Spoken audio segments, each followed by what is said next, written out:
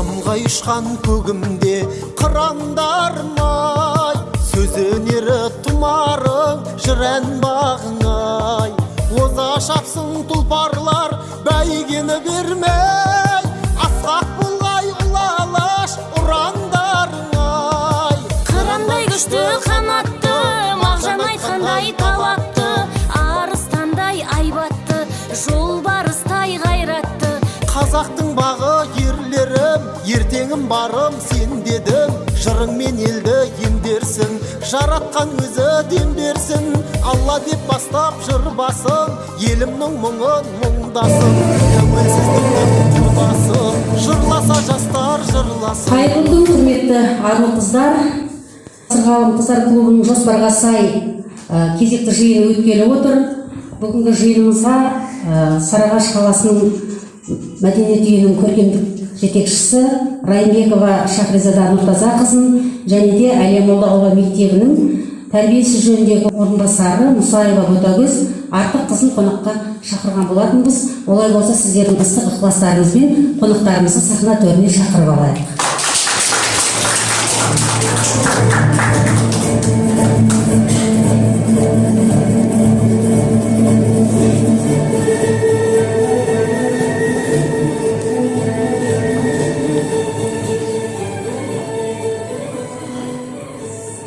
Сәлеметсіздер ме?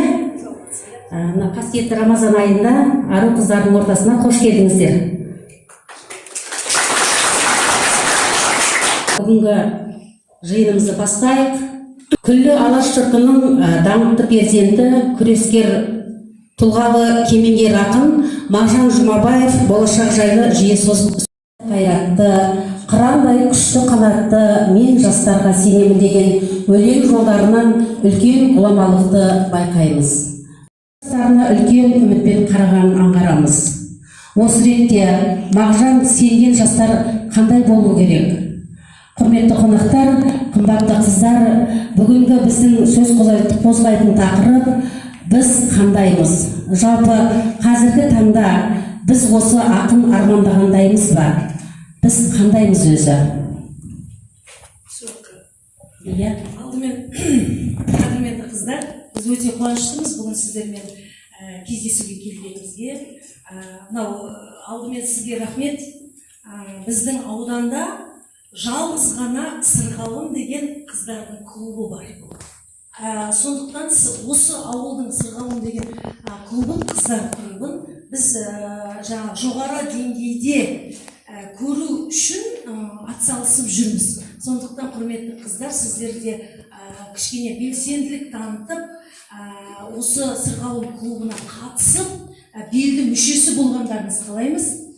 Сол үшін осы Сырғалымды ұйымдастырған Нағима апай, сізге үлкен алғыс айтамыз алдымен.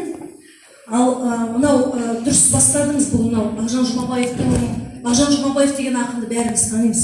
Ол кісі келешекті, болашақты тек қана жастармен көрген. Яғни жастар белсенді болса, жастар мынау келе жатқан жауды қайтаруға күші жетеді. Солар арқылы ғана ұлт болып қаламыз деген. Білесіздер, Мағжан Жұмабаев бүкіл түркі халқын көтерген ақын. Сондықтан мен жастарға сенемін дейді. Яғни түркі тілдес халықтардың барлығын басын қосуға тырысқан. Түркістанның өзін білесіздер ғой, дүние бесігі деп айтып кеткен, екі дүние бесігі деп. Енді біз осындай халықтың ұрпағымыз, қыздар. Сол ұрпақты әрі қарай дамытатын, соған ұйытқы болатын қыздар сіздерсіздер.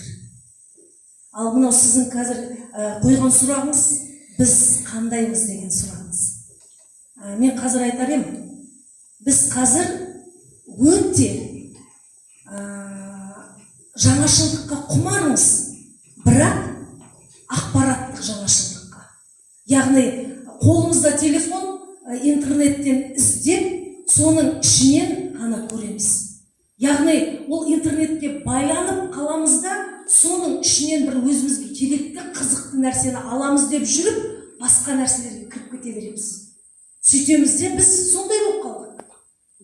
Ойынға, жаңағы кішкене басқа да бір негативный, яғни бізге керек емес ақпараттарды тауып алып, соған бір қуанып, соны мақтаныш қылып көрсететіндей жағдайға жетіп қалдық. Ол не деген сөз? Яғни біз бар. Бірақ бізде жаңағы ата-ананы сыйлау деген бар. Бірақ ол пайызы аз. Болып бара жатыр қазір. Пайызы аз. Соның пайызын көтеруге атсалысуымыз керек. Уақыттарыңызда немен айналысасыздар? Сіздерді не қызықтырады? Жалпы неге қызығасыздар? Ылғи ата-анамды жаңағыдай қуантқым келеді. Өзімнің бір жаңа жағымен болады ғой. Әр адам өз баласын жаңа қырынан көргісі келеді. Өз баласынан өзінің күнделікті беріп жатқан тәрбиесінің жемісін көргісі келеді. Жан-жақты болғанын, тек бір жақтылы, яғни бір сарынды өмірден бөлек жан-жақтылы қасиеттерін бойда болғанын қалайды. Әрине, сабақты білімді өзің үшін аласың. Яғни өзің үшін де аласың. Жаңағыдай туған жерің, отаның болады, өз отаңы. Әдемі гүлдеріне, табиғаттың әдемі түстеріне, ай мен күнді қай кезде қандай болатын, ауа райын болжайтын ұлттардың арасынан сағатты білетін халық дейді. Батанин сөзі бар екен сондай. Бүкіл қазақ даласын қарасам, ән айтып тұрғандай. Бірақ өкінішке орай, соңғы осы 21 ғасырдың осы 20-шы жылдары 20 жылдың ішінде кішкене соның бәрін жоғалтып жатырмыз. Біздің бүгінгі сұхбатымыз біз қандаймыз дегенде, біз өзіміздің салт дәстүрді әдет-ғұрып дәріптеуге, тілімізді, дінімізді дәріптеуге және тәрбиемізді, қазақтың қызы қандай болу керек, қандай екенін көрсетуге тырысуымыз керек деп ойлаймын.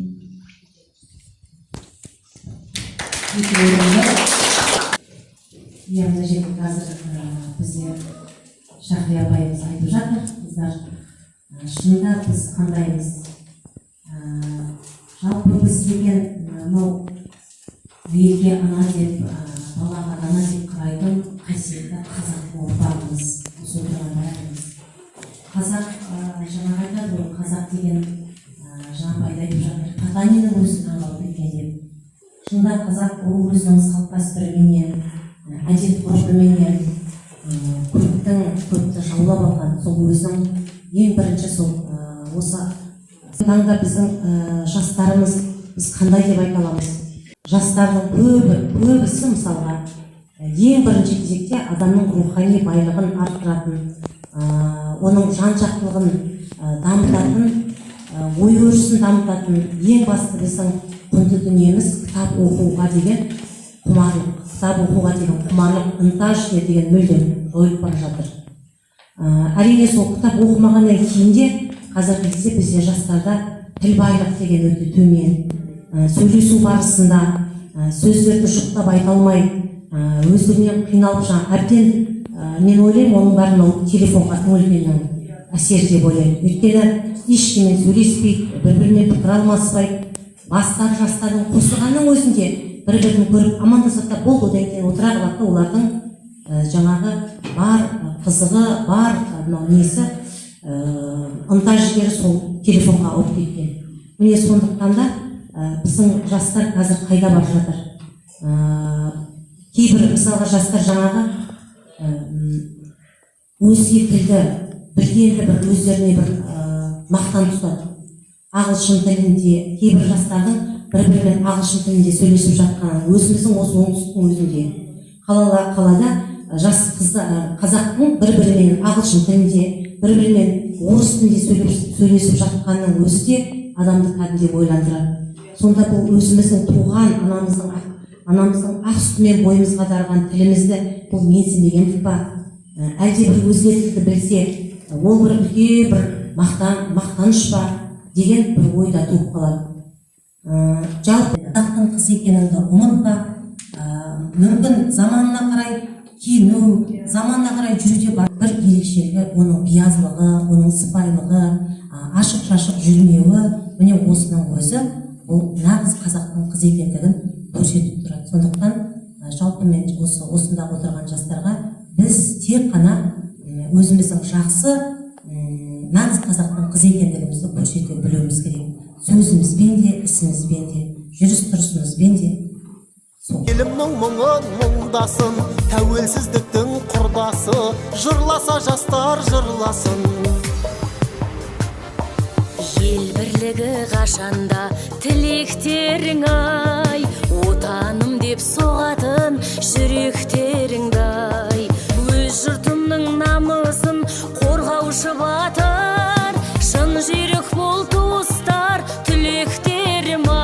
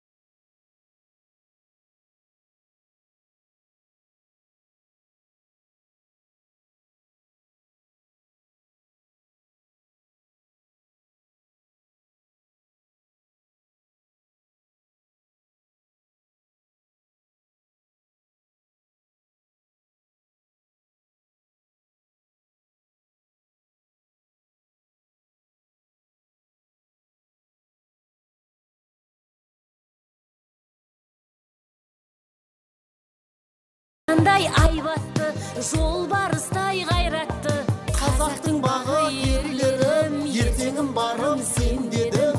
Жырыңмен елді емдерсің, жаратқан өзі дем берсін. Алла деп бастап жыр басын, елімнің мұңын мұңдасын, тәуелсіздіктің құрдасы, жырласа жастар жырласын. тәуелсіздіктің құрдасы, Жырласа жастар жырласын.